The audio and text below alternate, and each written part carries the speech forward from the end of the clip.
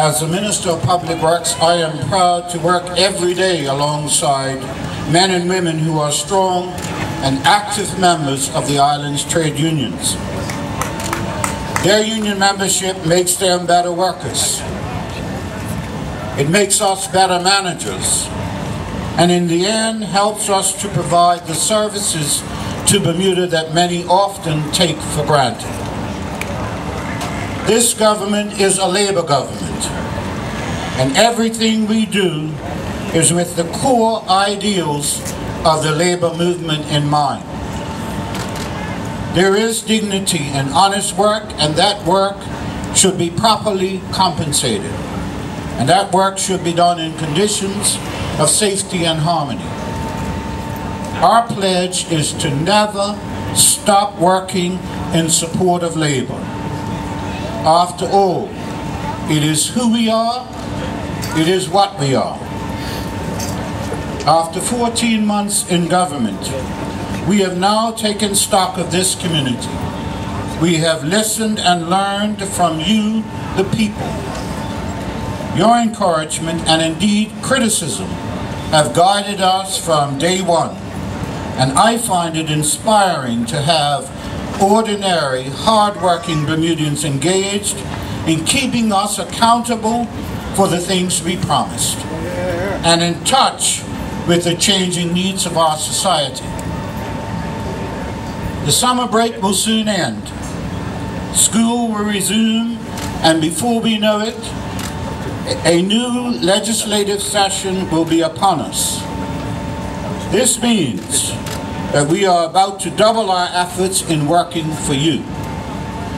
The Premier made it clear in his address to Friday night's banquet that we are determined to tackle the issues that make Bermuda too expensive for most hard-working families. We are done diagnosing the problems.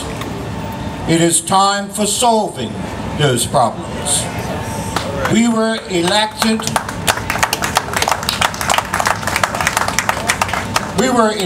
to change Bermuda and to make life in this country fairer and better for the people of Bermuda.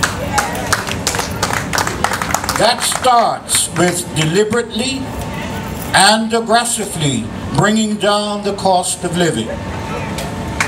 The implementation of a living wage in this country is important.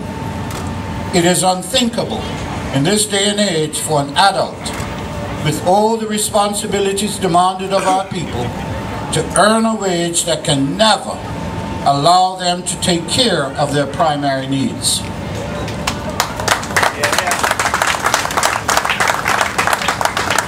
This will end, and we will introduce a living wage in Bermuda that promotes that dignity and honest work I spoke to earlier. But a living wage is just one piece of the puzzle. You cannot improve people's lives if all you do is give them the short-term means to exist in an unjust system. The system must be changed. Historic systems of inequality must be broken and injustice replaced with justice and equity. Healthcare, energy, mortgages, taxes, these features of our everyday lives have become so normal that we have internalized the unjust way in which they are applied to us, and we have made the unjust normal. No more family. Amen. Amen. No more family. Amen. Each of these strongholds of economic injustice, sometimes supported by antiquated and unjust laws, are set to change. Yes. If all we do is give people more money to pay to you-know-who, then shame on us. Amen. It is time to break the back of these constants in our lives that can be more justly and more equitably applied. Make no mistake, though, the squealing will begin soon. In fact, it started last week by utterances from he who served longer than any other, as those who have profited from this unjust system start trying to explain how the sky will fall if we don't keep paying them from our hard-earned wages. This is where solidarity and unity of purpose becomes more critical. We must be united in this fight because history teaches us that only when we allow ourselves to be divided can we be defeated. That's right, say it. Let me repeat that. Say it again. We must be united in this fight because history teaches us that only when we allow ourselves to be divided can we be defeated. Now, I'm sure I'm over my time by now, so let me end with this. The labor movement in 2018 and beyond is the most critical partner in the progress we all want to see for Bermuda. My hope is that we can achieve agreements on the easy things and capitalize on the natural affinity between a labor government and labor unions. We must devote our time, talent, and energy to the next phase of Bermuda's history and Bermuda's story. The end of systematic inequality and a new era of social and economic justice leading to a fairer and better Bermuda for all. Family, united we stand, divided we fall. Good morning, brothers and sisters. As the acting minister of Home Affairs, I am delivering this message on behalf, as you can appreciate, the Minister Walton Brown. Thank you. And on behalf of the government of Bermuda. Labor Day is meant to honor and celebrate the social and economic achievements of workers and the importance of their contributions to the strength, prosperity, and well-being of our country and to society. But Labor Day is not just one day set aside for celebrations. Labor Day is not a feel-good concept or fanciful notion. Labor Day is a movement.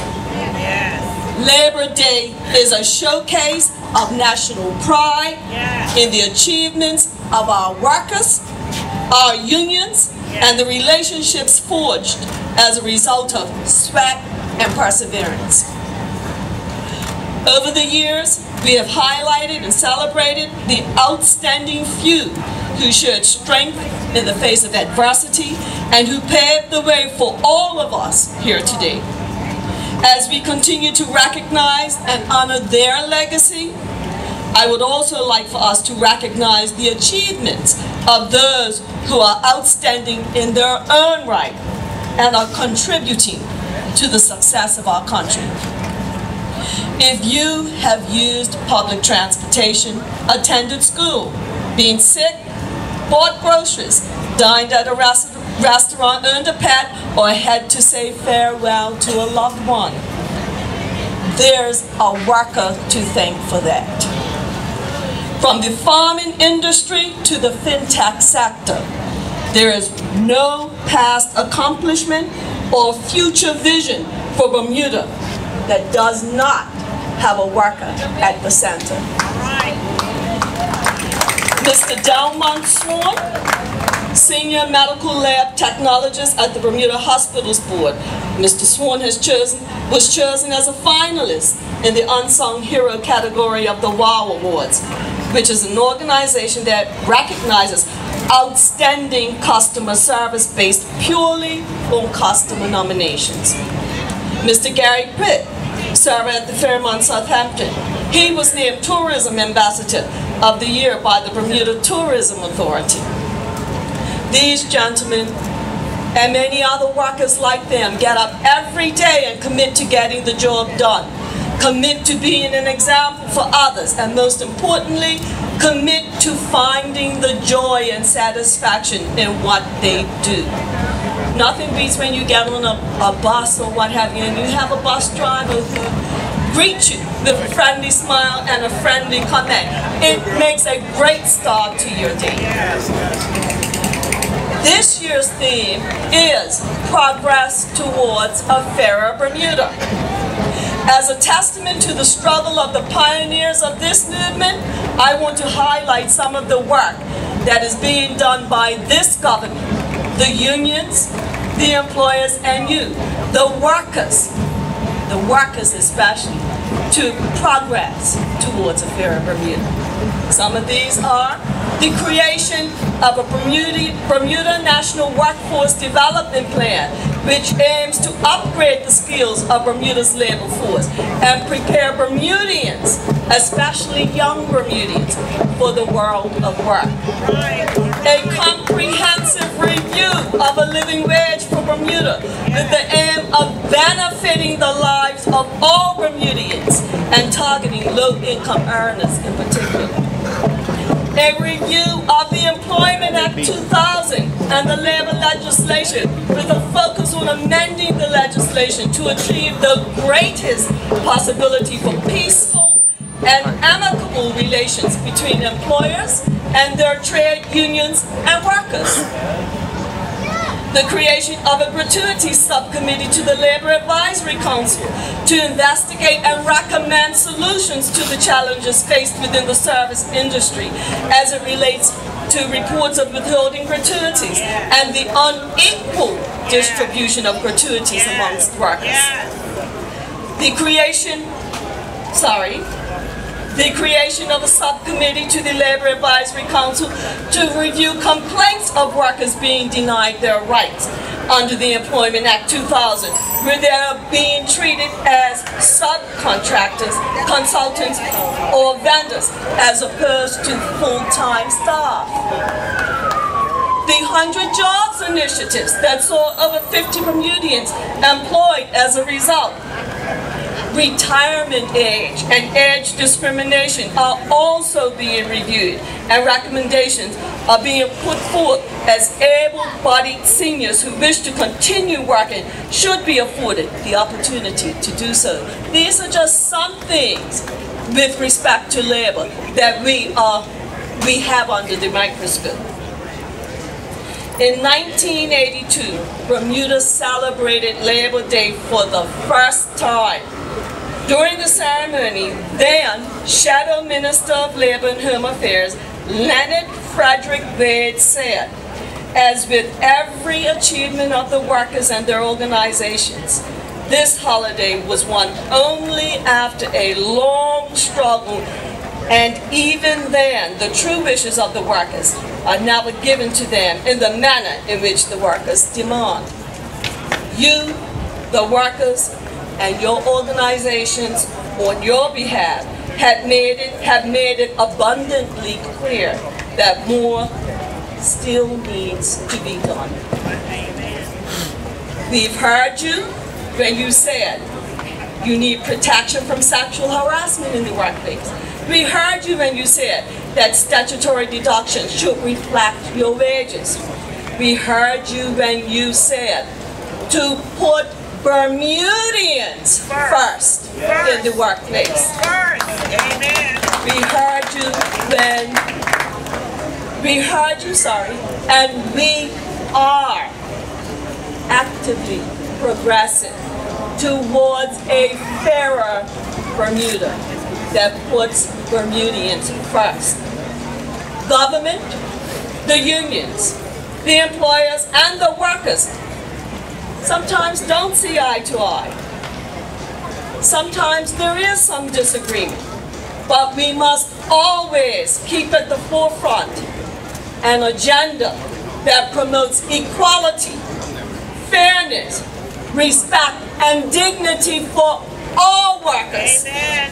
Our country is depending on us to work together. Yes. Right. Our young people are looking to us for guidance and to leave them with a legacy that we can be proud of. Yes. So today, as I am joined by the present generation of union leaders, who proudly carry the baton passed down to them from the pioneers of this movement, I want to say thank you. Thank you to the workers, the real champions of this movement, for your continued dedication, your selflessness in the struggle towards a better Bermuda for all. Thank you, workers. Happy Labor Day to everyone. Progress towards a fair Bermuda. The acting premier mentioned it is time. I would just add one other word to that. It is time for change. Bermudians have seen their earned income seriously eroded over the past several decades. You will be aware that the Joint Select Committee submitted a report on a living wage. In that report, you will note the Chamber of Commerce makes a comment. And they say, now appreciate the Chamber of Commerce represents businesses, employers. It says that 68% of the members garnered support for a living wage. But look at the next statement. Only 31% agreed it should be mandatory. What that tells you? That's telling you, the Premier just said, the acting Premier just said a moment ago, they're going to resist. It's time. And it's time for change. Amen. On Friday evening, at the BIU Labor Day banquet, we heard from the Premier, the Honorable David E. Burt, who gave us a message. And that message should be very encouraging for those who are struggling. And I'm describing that those who are struggling because it's not just blacks who are struggling. Let's just be clear. There are a lot of whites and others that are making the wages that blacks are making. But even though that is the case, we don't want to take that for granted, so it was gratifying to the Premier say, it is time for us to have a conversation with Balco. It is time for us to have a conversation about the cost of health care. Yes. It is time for us to have a conversation with the banks about the interest rates and mortgage rates. And it is certainly time for blacks who are performing similar jobs as whites but are making so much more money. You might say, well, how do you come to that conclusion? Get a copy of the Population and Housing Census Report of 2016 and you would see Bermuda College, not Bermuda, not overseas, not New York, not New Jersey, not Washington, Bermuda College. You go to Bermuda College, get a degree as a black person. And a male is worth, I'm going to use the wrong numbers, $60,000. For a white male, it's worth $80,000. There's an effect, look in there, you'll see them. Interesting enough, when you look at the other side, you see females. Black females is about 50,000, 58,000, and the white counterpart females are like 74. So they're actually over black, males and females, both. So there's certainly time, it is time for change. But certainly, I started out by saying that it's time for change, and I think the Deputy Premier mentioned that this has been, as far as your wages are concerned, when you look at the household expenditure compared to the rate of inflation, because when the unions are on the bargaining table, the employers saying, well, the rate of inflation is this, the rate of inflation is that. And for centuries, for many years, Dr. Bull at the bargaining table in the late 70s and early 80s said there's something wrong with the basket. It's not being computed correctly. And I can tell you, everything that Dr. Bull said comes home right now. And when you look at the 2013 household expenditure, where it says it's $1,807 for everyone, but blacks could be maybe $1,600 as a family, and whites could be $1,800 or just over that to get to that average of $1,800. Who is the challenge? For whatever reason, back in the day, the household expenditure was allowed to outstrip the rate of inflation. Then he produced 3 reports, 1993, 2004, and 2013. So when you go back to 1974, and then bring it all the way up to 2013, the retail price index increased by 165%. Cumulative effect, 165%. Whilst the household expenditure, some items increased, the lowest one increased by 155%, another one, 159. There are 11 items that make up the household expenditure. There's other 9 items, all outstrip the rate of inflation. Every last one of them. And then we're wondering why we've got the problem with rates. So whilst the union has done its part to negotiate in good faith on behalf of our members and get a little bit better than the rate of inflation, because we can show the comparison between union negotiating rates and the rate of inflation, we're ahead of the rate of inflation. But what also kept us in check was the household expenditure was allowed to outstrip our increases. So now it's simply time. It is time for change. It is time. That's right. My final point would be, it is time to put all of the key stakeholders in the room and let us make the decision. And it shouldn't take long. All the work has been done. It should not take another 5 years to get it done. It should be done in quick order. With that, again, wish you a happy Labour's Day. United we stand, divided we fall. Let me begin today by recognizing a living legend in the labor movement. Brother Ottobel Simmons.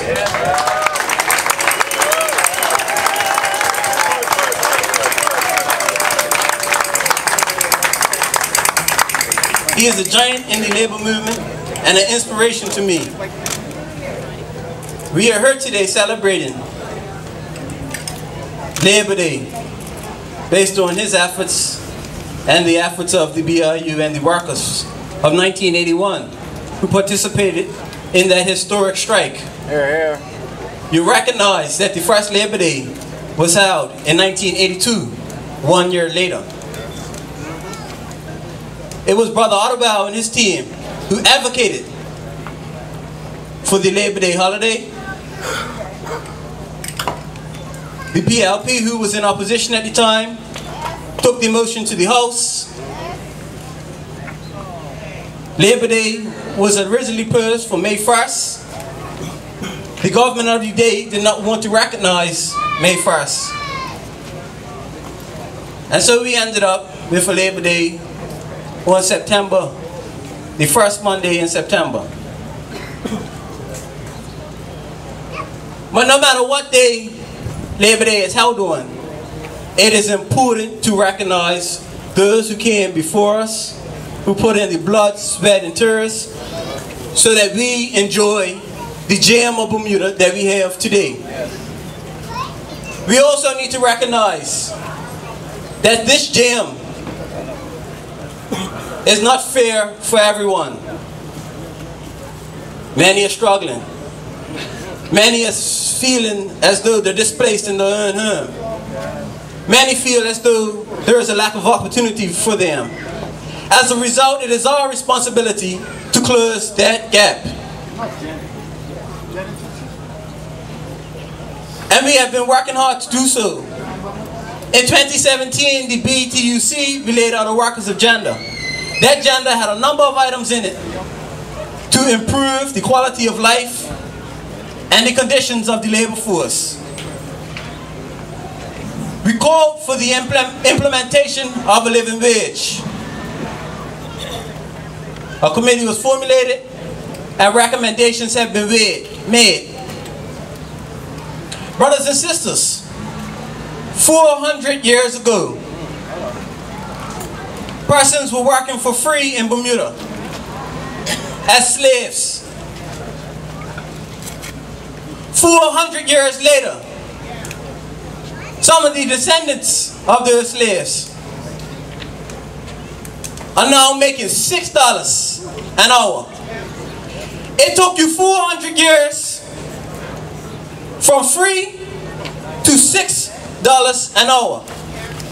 And based on the conversations in the community, it seems like some want to make another 400 years till we get to at least $12 an hour. The wages in this country are unacceptable with the high cost of living. The BTUC called on the government to develop a workforce development plan. Mission complete. The labor movement worked with the government to ensure that we have a workforce development plan that will ultimately connect people with jobs. We simply can't have persons in our community locked out of the labor movement because employers tell them that they don't have the appropriate skills for the job. We need to address youth unemployment, and the implementation of their workforce development plan will achieve that aim. Brother Chris talked about the cost of living for Bermudians. It is simply running away from us. I'm pleased to hear that the government will put a number of mechanisms in place that will make a certain segment of this community unhappy.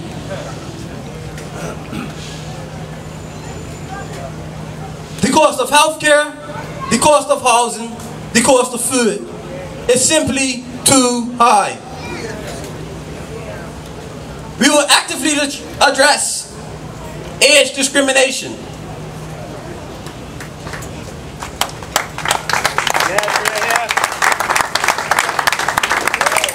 Persons should not be locked out of the labor movement simply because they turned 65.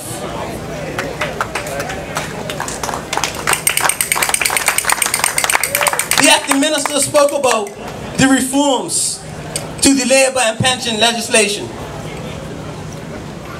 And we should see in the next legislative session some of those changes tabled. The LAC is also, Labor Advisory Council, is also working on addressing the issue regarding gratuities. When we go to restaurants and leave a tip, it is our assumption or expectation that the workers that served us and prepared our food receive that tip.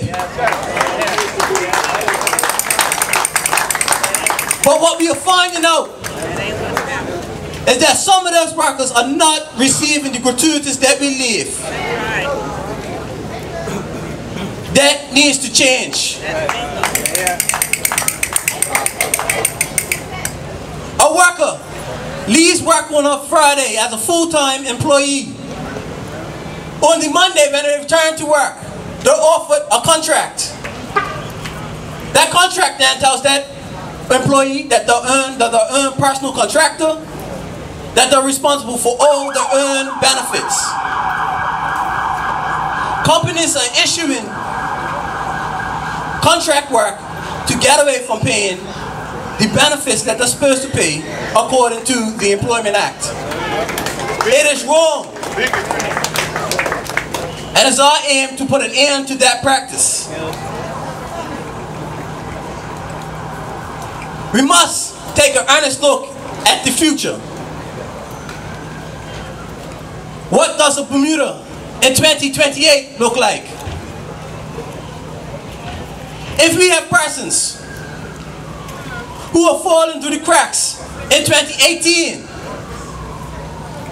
how do we prevent those same people from being in the cracks in 2028? What would the world of work look like in 2028? Technology is rapidly changing. Technology is rapidly displacing workers. We need to ensure that our young people are up on science, mathematics, engineering.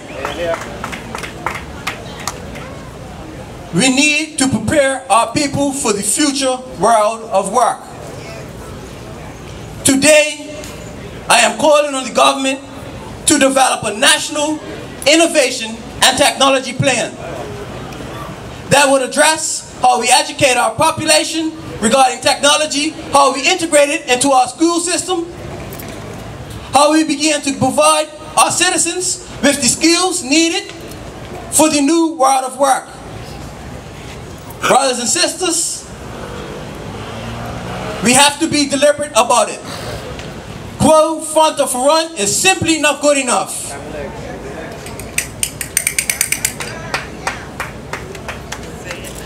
I close, brothers and sisters, with thanking you all for standing strong with the labor movement. I thank you all for all the work that you've done to make the community success what it is. And I close with simply Happy Labor Day. 3 cheers for labor. Hip hip, hip hip, hip hip.